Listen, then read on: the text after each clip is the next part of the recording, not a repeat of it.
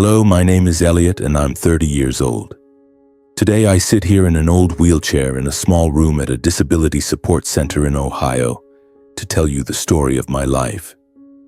Outside the window it's raining, as if tapping a rhythm to the memories I've tried to bury but can never escape.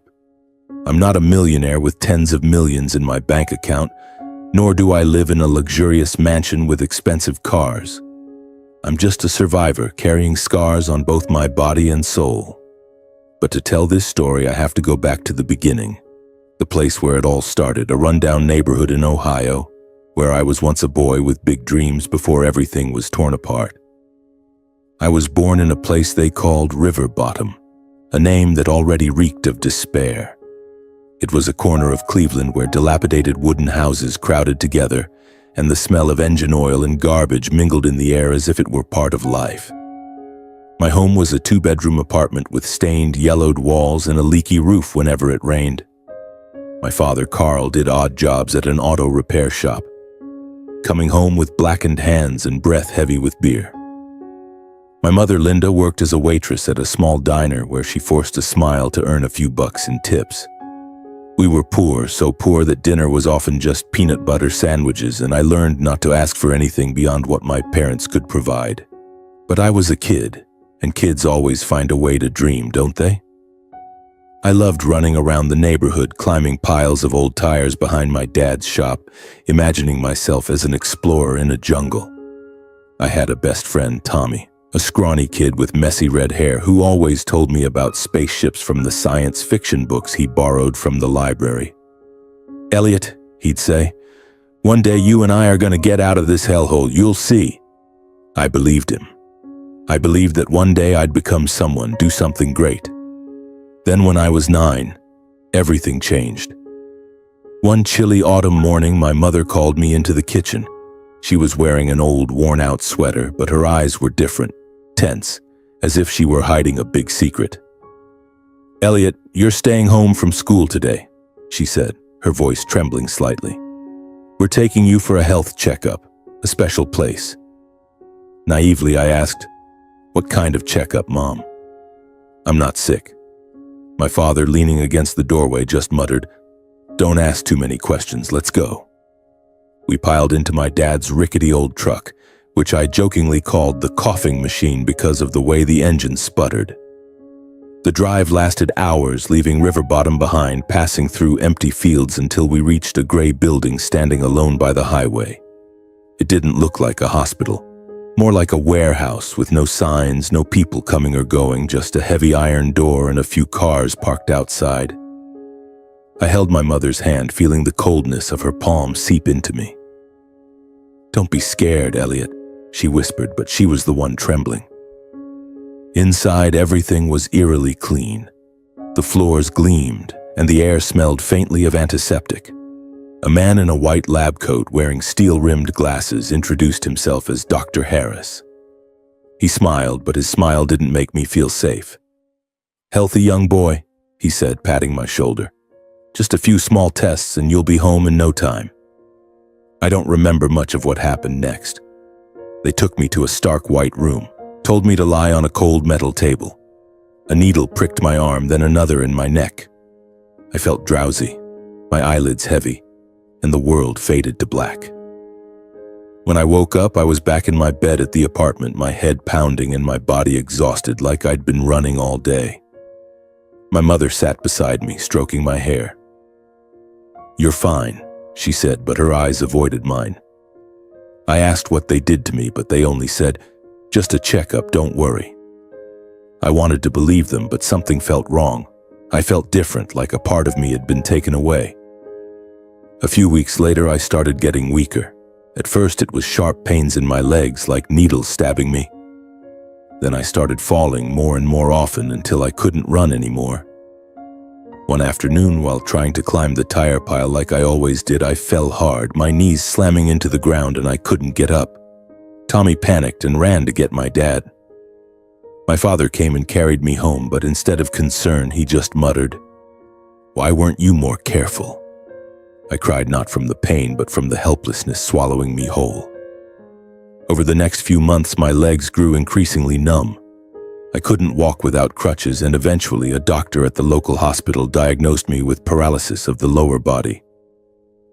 A rare neurological disorder, they said, but no one explained why. My parents didn't take me for further tests or seek treatment.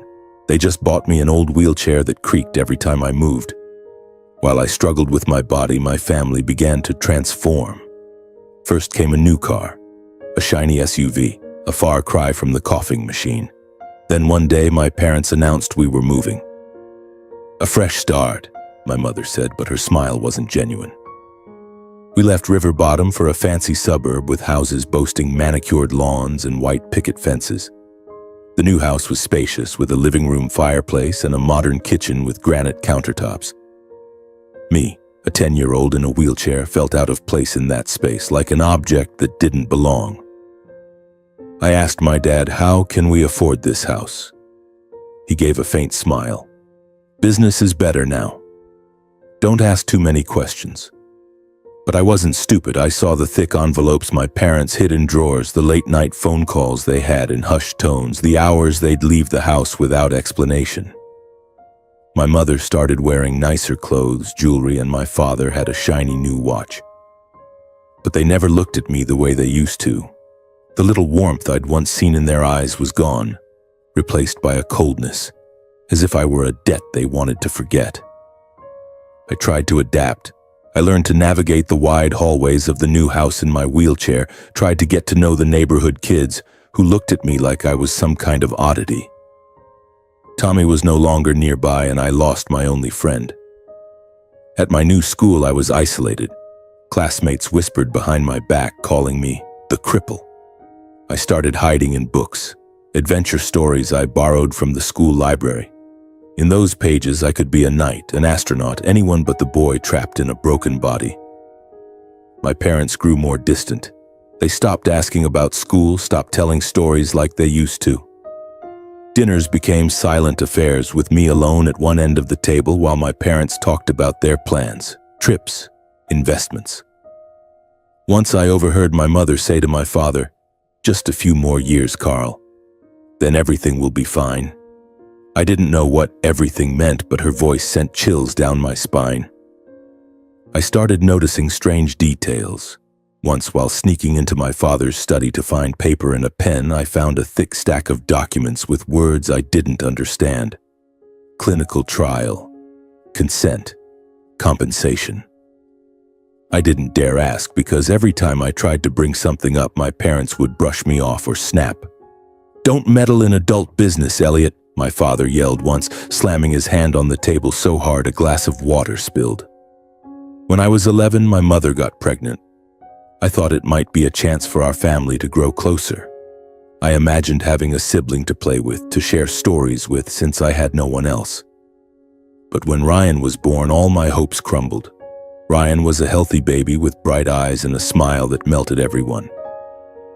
My parents looked at him like he was a treasure, while I became a shadow in my own home.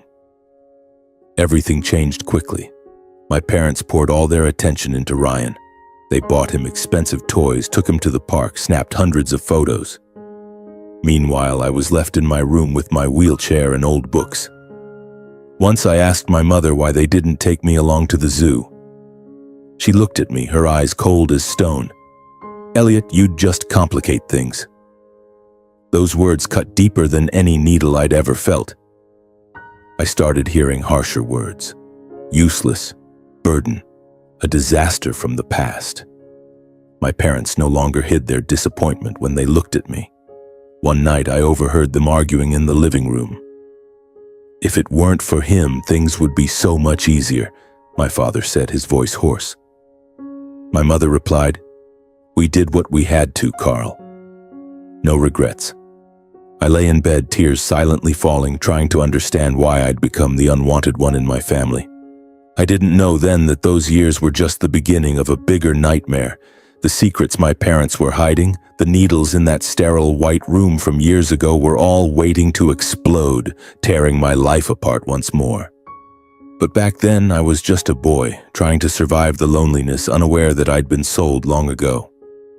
At 18 years old, the age when people dream of faraway travels, wild parties, or at the very least a wide-open future, I, Elliot, saw it as just another number. It marked another year of living as a shadow in my own home. Sitting in my creaky wheelchair, I gazed out my bedroom window at the golden leaves falling in the Ohio twilight. It was Thanksgiving, and the fancy suburban house was buzzing with preparations for a big feast, but my heart felt cold as if winter had arrived early, choking out any lingering hope. Over the years since Ryan was born, I'd grown used to the indifference. My parents, Carl and Linda, no longer bothered pretending to care about me. I was the burden, the disaster from the past, as they called me in their moments of frustration. Ryan, my 7-year-old brother, was the center of everyone's attention. With his radiant smile, bright eyes, and a future my parents endlessly praised, he was their pride and joy. "Ryan's going to do great things," my father would say, clapping him on the shoulder like a king passing down his crown. And me? I was just a paralyzed teenager, pushed into a corner of the house with my old books and long-dead dreams. But this Thanksgiving was different. I sensed it from early morning as my mother bustled in the kitchen preparing turkey, pumpkin pie, and dishes whose aromas I could only catch from a distance. She wore an elegant red dress, her hair perfectly curled, looking like a movie star. My father was busy setting the table, calling relatives, his voice brimming with excitement as if this were the most important day of his life. Ryan darted around the house in a tiny suit, giggling as aunts and uncles arrived, hugging him and saying, "You're truly the pride of the family." I stayed in my room trying to ignore the commotion outside. I'd learned to retreat, like a snail hiding in its shell. But then my mother knocked on my door, her voice dripping with false sweetness. "Elliot, come join us for the feast. It's a special day." I was surprised. How long had it been since they invited me to anything? I wheeled myself into the living room, my heart pounding, part of me hoping just this once I'd be treated like part of the family. The living room glowed under the chandelier's light. The long dining table was elaborately decorated with a pristine white tablecloth, sparkling wine glasses and platters of fragrant food. Relatives and friends of my parents, people I'd only met a handful of times, filled the table, laughing and chatting boisterously. Ryan sat between my parents like a little king. I quietly wheeled myself to a corner of the table, trying not to bother anyone. A few people glanced at me, offering awkward smiles before quickly looking away. I was used to it, but tonight my parents' looks unnerved me. They exchanged glances, then looked at Ryan as if sharing a secret I wasn't allowed to know. The feast began. My father stood, raising his glass, his voice warm and steady. "Thank you all for being here today. Thanksgiving is a time to be grateful for what we have, and I'm proud to say that Linda and I have built a life worth dreaming of." The room erupted in applause with a few whistles. I looked down, fidgeting with the napkin on my lap, trying to ignore the growing sense of alienation in my chest. Then my father continued, his tone turning more serious. "But today, we want to share an important decision, a decision for the future of this family." I looked up, my heart racing. My mother held Ryan's hand, smiling brightly. My father scanned the table, his eyes passing over me as if I didn't exist, and said, "We've decided that all of the family's assets, this house, the cars, the stocks, everything we own, will be left to Ryan, our pride and joy." The room exploded with congratulations. Aunts and uncles clapped, praising Ryan, praising my parents for their wise decision. Ryan beamed, hugging my mother, who stroked his hair and whispered something that made him giggle. I sat there, frozen. The assets, the house, the future. All of it belonged to Ryan. And what about me? I didn't expect a share, didn't dream of money or property. But I wanted to be acknowledged, to be seen, to be loved as a son. Was I not worthy of that? I took a deep breath, trying to keep my voice steady. What about me? The question slipped out before I could think, soft but loud enough to silence the room. All eyes turned to me. My mother stiffened, her hand still on Ryan's shoulder. My father turned to me, his eyes cold as ice. He laughed, but it was a scornful, cutting laugh. "What about you, Elliot? What do you have to contribute? You've been a burden we've carried for 18 years too long." His words hit me like a hammer to the chest. The room spun. I heard whispers, quiet chuckles from some relatives. My mother said nothing, just looked down, as if ashamed I'd dared to speak. Ryan looked at me, his eyes innocent, not understanding what was happening. I wanted to scream, to slam the table, to do anything to prove I wasn't a burden, but I couldn't. I just sat there, hands gripping the arms of my wheelchair, tears welling up but held back by gritted teeth. I wouldn't cry in front of them, never. The feast continued as if my question had never existed. People laughed, clinked glasses, and toasted Ryan's bright future. I quietly wheeled myself out of the room unnoticed. I returned to my room, closed the door, and let the darkness swallow me. The pain wasn't just my father's words, it was 18 years of being abandoned, belittled, treated like a mistake. I looked around my room, the single bed, the old bookshelf, the adventure books that had been my refuge. They all belonged to this house, a house where I had no place. That night I didn't sleep. I lay in bed staring at the ceiling, listening to the laughter echoing from the living room. I thought about the years in River Bottom when my parents were poor but at least looked at me like their son. I thought about the needles in that sterile white room when I was 9, about the legs I lost, about my parents' sudden wealth. Something was wrong. I'd always felt it, but I'd never dared to face it. Tonight, when my father called me a burden, a piece of me shattered. I couldn't stay here anymore. I couldn't keep living in a house where I wasn't welcome. I sat up and turned on the desk lamp. With trembling hands, I started packing. I didn't have much that was truly mine: a few clothes, my favorite books, an old backpack. I grabbed a water bottle and some granola bars from the kitchen, sneaking around like a thief in my own home. I had no plan, no idea where I'd go. I just knew that if I stayed, I'd die, not my body but my soul, which had been suffocated for too long. At the break of dawn, I wheeled myself out the back door where a small ramp my parents had built long ago but rarely used awaited. I paused one last time, looking at the lit-up house where my family still slept, unaware I was about to disappear. I thought of Ryan, the innocent boy, and wondered if one day he'd understand what I'd been through. I thought of my parents, once my entire world, now strangers. Then I turned away, wheeling down the foggy road, carrying my pain and a shattered soul. I had no money, no destination. I had only one thought: survive. I wheeled through the suburban streets, past houses, slowly waking up. My arms ached, but I didn't stop. I made it to downtown Cleveland, where homeless people gathered under overpasses. An older woman in a tattered coat looked at me and asked, "You lost, kid?" I shook my head, my voice hoarse. "No. I just don't have a home anymore." She led me to a disability support center where I was given a temporary bed and a hot meal. I lay on the hard mattress, listening to the snores of strangers, wondering what I'd do next. I had nothing but my backpack and a heart full of wounds.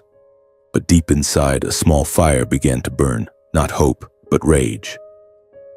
I wanted to know why my parents treated me this way. I wanted to understand why I lost my legs, why they got rich, why I became the burden. The days after I left home, I thought life couldn't possibly get any worse.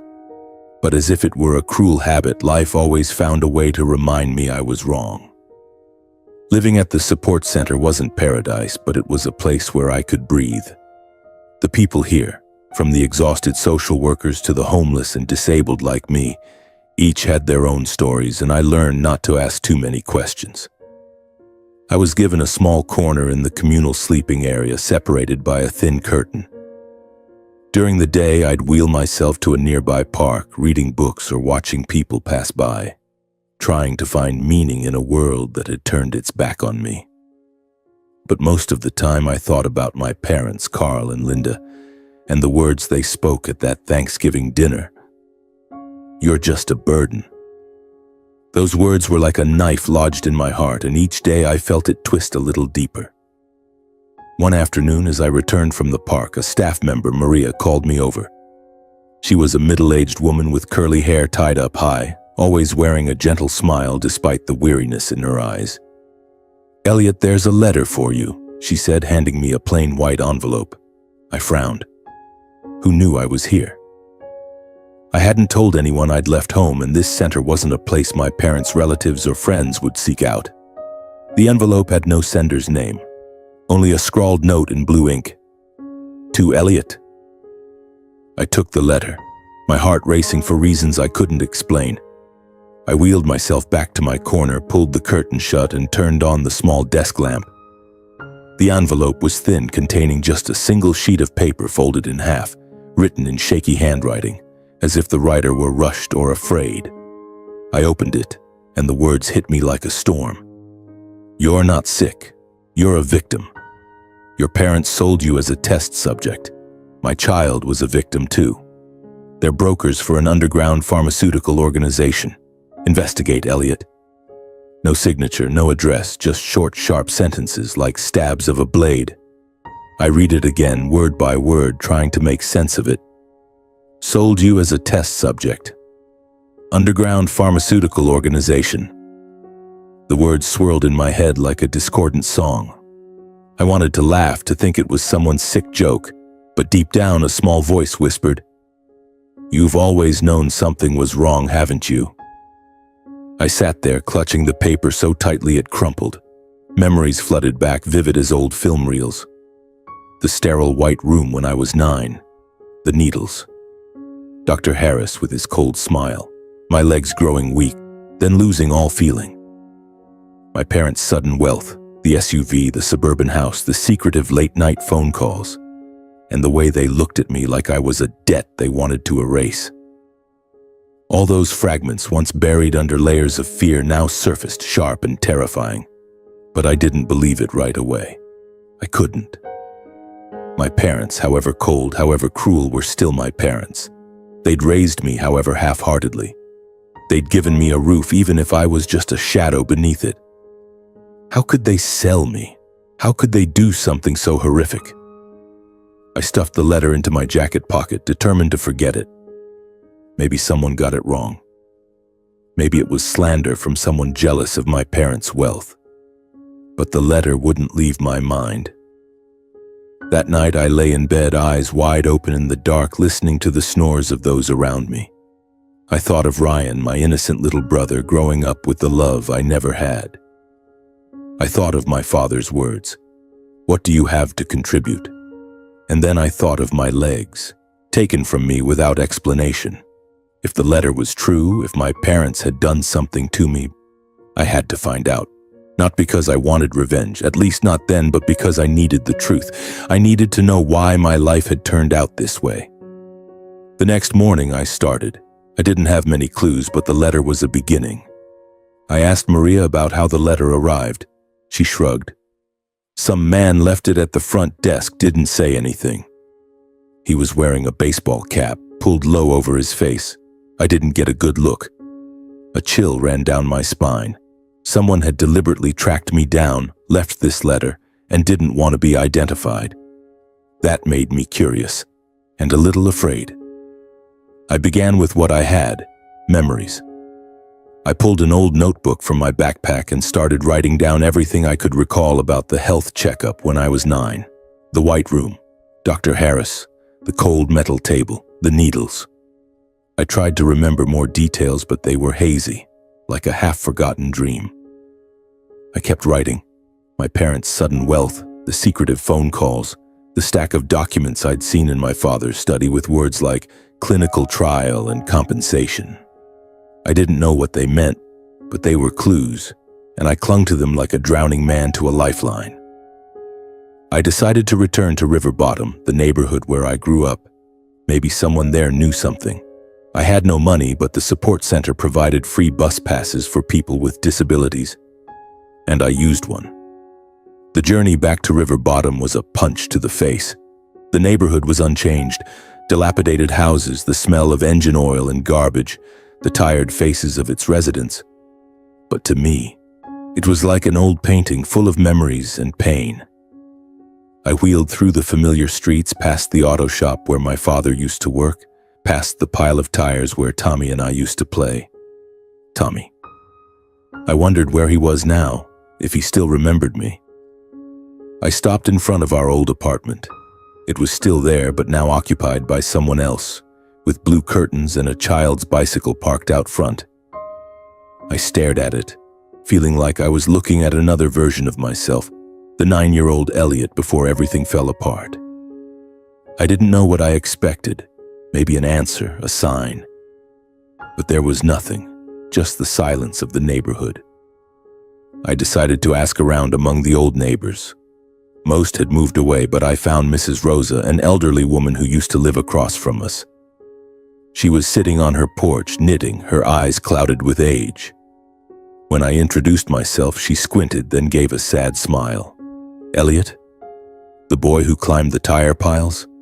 My goodness, you've grown." I asked her about my parents, about the days they lived here. She sighed, her gaze distant. "They changed after that time they took you somewhere. That day your mother was crying when they came back, but she wouldn't say why. Then suddenly they had money, moved out right away. Everyone thought it was strange, but no one dared ask." Mrs. Rosa's words lit a spark in my suspicions. I told her about the letter, what it said. She stopped knitting, looked at me, and lowered her voice. "Elliot, a few kids from this neighborhood disappeared back then. No one knew where they went. There were rumors about a clinic, somewhere out on the highway. People said it wasn't a hospital, but a place for shady business. Do you remember where your parents took you?" I nodded, my heart pounding. "The White Room. Dr. Harris." I asked if she knew anything else, but she shook her head. "You need to be careful. People like that, they don't like being dug into." I thanked her and wheeled away, my mind reeling. The letter wasn't a joke anymore. It was real. And if it was true, my parents hadn't just abandoned me, they'd done something far worse. I returned to the center carrying a new feeling, rage. It didn't flare up right away, but smoldered like embers under ash. I took out the letter, read it again. "You're a victim? My child was a victim too. Who wrote this letter? What did they know? And why did they find me?" I had no answers, but I knew I couldn't stop. I had to uncover the truth, no matter how painful. That night, I lay in bed, my notebook open before me. I added a new line. "Find Dr. Harris. Find the clinic on the highway." That was the first step. I didn't know where it would lead, but I knew I was no longer the scared boy from that Thanksgiving night. The letter had awakened something in me, something I thought had died. I would find the truth no matter the cost. My investigation began with the smallest steps, like someone fumbling in the dark. I had no money, no connections, no experience. All I had was a smoldering rage and a determination I hadn't known I possessed. My first step was to track down my medical records. I remembered that after the health checkup when I was 9, my parents had taken me to the local hospital in River Bottom when I started getting weak. If there were any documents about my condition, they'd be there. I called the hospital, my voice trembling as I explained that I needed to see my old records. The person on the line told me I'd have to come in person with identification. I didn't have much, just an ID card my parents had gotten me a few years back. I stuffed it into my backpack, grabbed a free bus pass from the support center, and set off. The River Bottom Hospital was an old building, its hallways reeking of antiseptic and lined with peeling paint. I wheeled myself to the reception desk where a middle-aged woman was typing. "I need to see my medical records from 2009, I said, trying to keep my voice steady. She looked at me, a flicker of pity in her eyes, then asked for my ID. After some digging in the system, she handed me a thin folder. "This is all we have on you, Elliot," she said, "but some things aren't clear." I opened the folder right there, my heart pounding. The records stated I was diagnosed with an unspecified neurological disorder at 9 years old after being admitted for loss of lower limb mobility. But what chilled me was the note. No blood tests, no x-rays, no detailed reports explaining why I was paralyzed. Just a single handwritten line, Faded. Transferred from private medical facility, Dr. Harris. Dr. Harris. His name loomed like a ghost, pulling me back to that white room from years ago. I asked the woman at the desk if she knew anything about Dr. Harris or this private medical facility. She shook her head. Back then, small clinics popped up and disappeared all the time. No one kept track of them all. You might ask the state health department. They could have more information. I thanked her, tucked the folder into my backpack and left, my mind reeling. The records didn't answer my questions, they only raised more. Why no tests? Why only Dr. Harris's name? And why didn't my parents ever take me for further treatment? I decided to investigate the clinic on the highway that Mrs. Rosa, my old neighbor, had mentioned. I returned to River Bottom, wheeling through familiar streets, asking anyone who might remember something from that time. Most people shook their heads or shared vague rumors, a mysterious clinic, delivery trucks arriving at night, children disappearing. But then I met Mr. Joe, a neighbor who used to visit our house when I was little. Now old with white hair, he was sipping coffee at a small diner near the neighborhood. "That clinic?" Mr. Joe said, his voice raspy. "I remember it. It was a few miles out on Highway 71. A gray building, no sign. People said it was for drug testing, but no one dared go near it. Your parents took you there, didn't they?" I nodded, my heart racing. He continued, "They changed after that. Your dad, Carl, started having money, bought a new car, then moved away. I asked him what he did to get so rich, and he just laughed, said good business. But I knew. No one gets rich that fast, not in River Bottom." Mr. Joe's words were another stab. I asked if he knew anything about Dr. Harris. He shook his head. "Never met him. But I heard that clinic didn't just test drugs on adults. They used kids too, poor ones, orphans, or kids no one would notice." My blood ran cold. Kids no one would notice. That was me, wasn't it? A poor kid, easily forgotten, easily sold. I resolved to find the clinic Mr. Joe described, the gray building on Highway 71. I had no car, no money for a taxi, but I asked Maria at the support center to connect me with a local charity, and they arranged a free ride. The journey took nearly an hour through empty fields and quiet roads. When the car stopped in front of an old building, my heart tightened. It was the place, the gray building, no sign, with a heavy iron door and broken windows. But it was abandoned. Weeds grew thick around the entrance. The front door was secured with a rusted padlock, and there wasn't a soul in sight. I wheeled closer, peering through a window crack, but inside was only darkness and scattered debris of old furniture. If this had been a clinic, it was now an empty shell, as if it had never existed. I stood there under a gray sky, feeling like I'd touched a locked door. This clinic was my only lead, but it gave me nothing but disappointment. I thought of the anonymous letter, its sharp words. "You're a victim. Your parents sold you as a test subject." If the clinic was gone, there was only one place left to find answers: my parents' house. I remembered the documents in my father's study, words like clinical trial and compensation. Deciding to return to my parents' house wasn't easy. Just thinking about stepping into that house where I'd been called a burden made my chest tighten. But I needed the truth, and if it was in my father's drawers, I'd find a way to get it. I gathered my courage, packed my notebook and ID into my backpack, and took a bus to the fancy suburb. Standing before the white picket fence of the house, I felt like a stranger. The house with its manicured lawn, cozy fireplace, and dinners I was never invited to was now just a reminder of years of abandonment. I knocked, my heart pounding. My mother opened the door, her eyes hardening when she saw me. "Elliot?" she said, her voice betraying surprise and irritation. "What are you doing here?" Before I could answer, my father appeared behind her, his face as cold as it was on Thanksgiving. "What are you back for?" he asked, his voice sharp as a blade. "Didn't we make it clear? That night we announced the inheritance so you'd understand you have no place here. You left and we were glad because you finally got out. Why are you back?" His words were like a slap. I wanted to scream, to ask why they treated me this way, but I clenched my jaw, keeping my voice calm. I just came to pick up some old stuff. I'll stay a few days, then leave. I saw my mother glance at my father as if they were considering kicking me out again. Finally, she sighed. Fine, but don't cause trouble. They didn't ask how I'd been living, eating, or sleeping since I left. Their coldness cut deeper than any insult. They didn't care. They never had.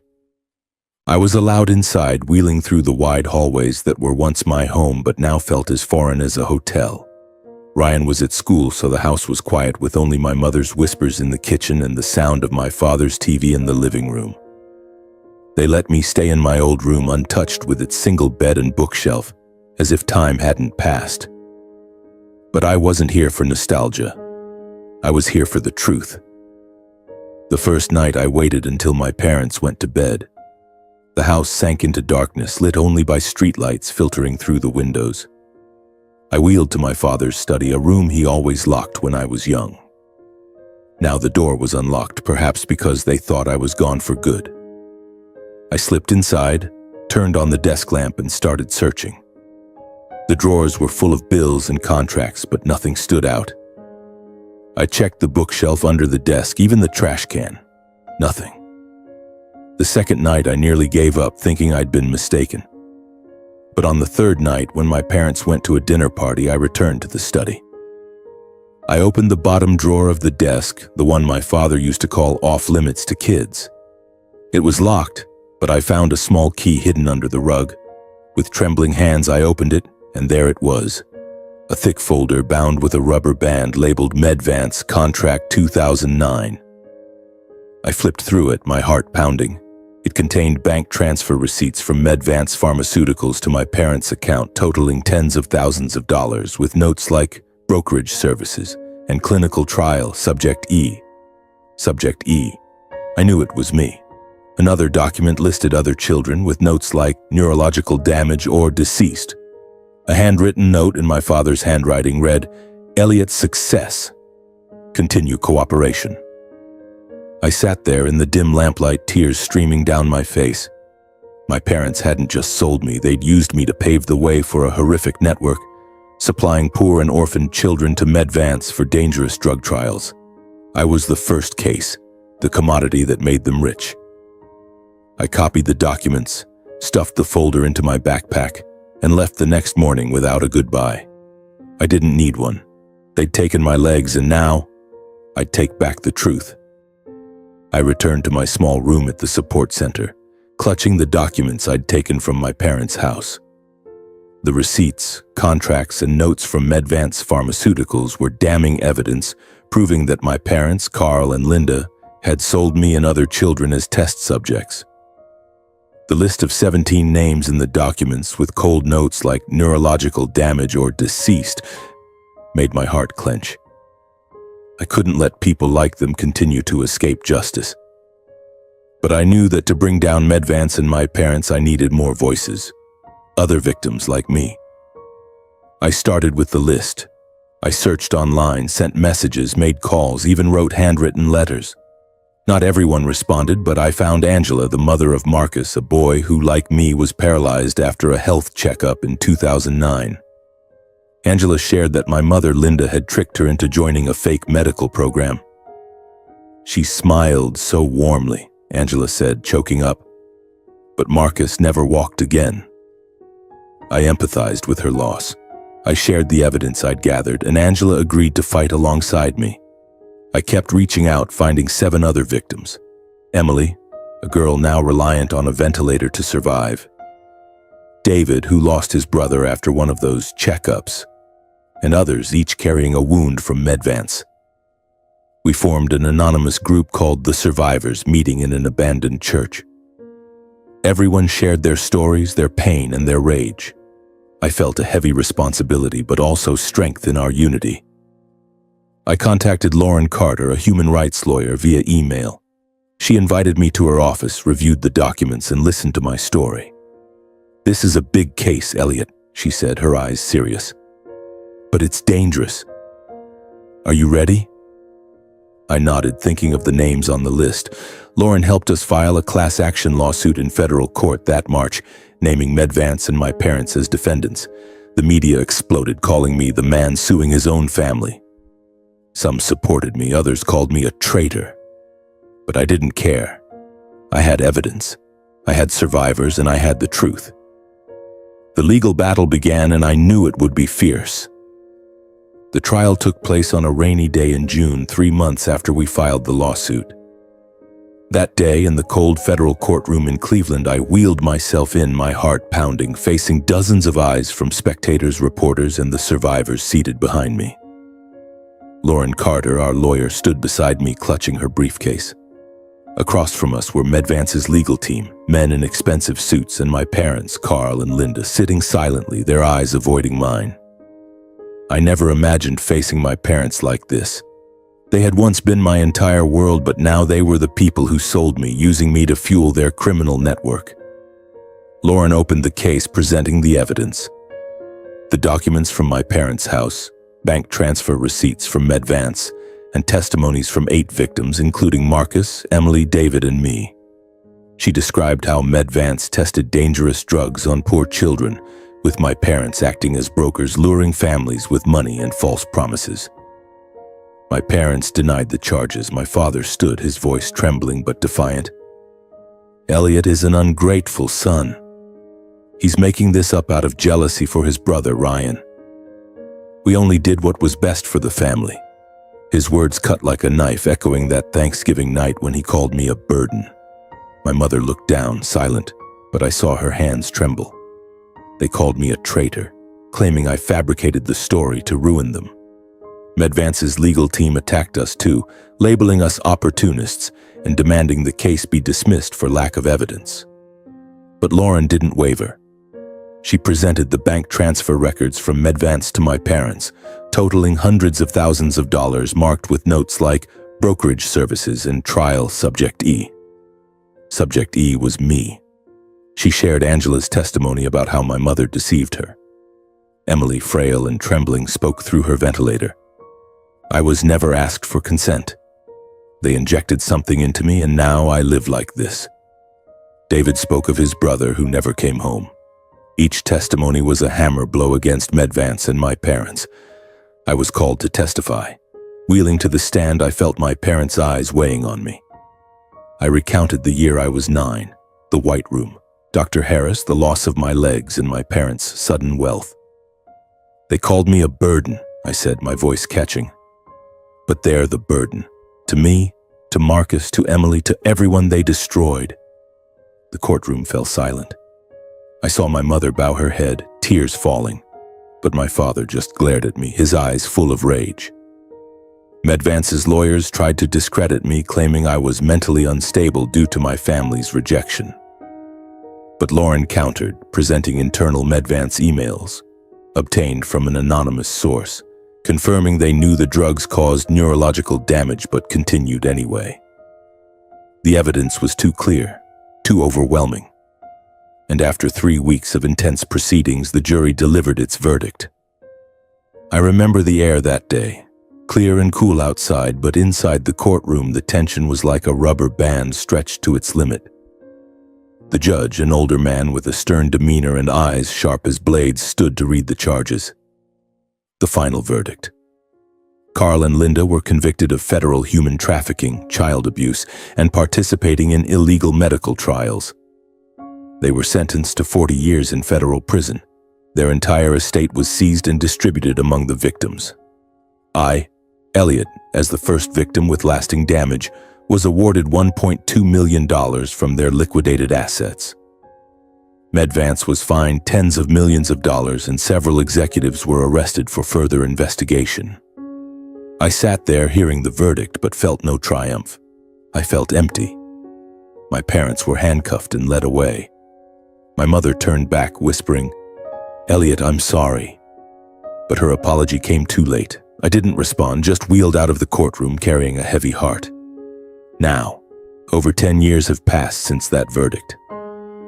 I'm still Elliot, still in my creaky wheelchair, still visiting the Disability Support Center in Ohio every week. Outside the window, the rain still falls. But today, I'm not here to hide or lament my fate. I'm here to tell my story. A story of loss, betrayal, but also of struggle and hope. 10 years ago, I stood up against the people who gave me life, Carl and Linda, who turned me into a test subject for Medvance in exchange for money and status. I lost my legs, my childhood, but I didn't lose my voice. I uncovered the truth, rallied other survivors like Marcus and Emily to step into the light. And we won, not just in court, but in reclaiming our dignity. Today I sit before a support group, a young girl who lost her leg in an accident, an older man with trembling hands, and share my story. The White Room when I was 9. The Thanksgiving night my parents called me a burden. The anonymous letter that woke me from silence, and the journey to find justice. When I finish, the girl whispers, "If you could do it, I can too." I smile, not because I'm a hero, but because I see myself in their eyes. Survivors who never gave up. I used the $1.2 million settlement to found Survivors Voice, an organization that supports victims of illegal medical trials, providing counseling, care, and most importantly, a listening ear. But the most important message I want to share, not just with them, but with you, reading these words, is this: you are not a burden. No matter how many times life knocks you down, no matter if the people you love most abandon you, you carry within you an incredible strength, the strength to rise in your own way. I lost my legs, but in that loss I found my voice. And if I can do that, so can you. Live, speak out, let the world know you deserve to be heard. Wishing you peace and all things good.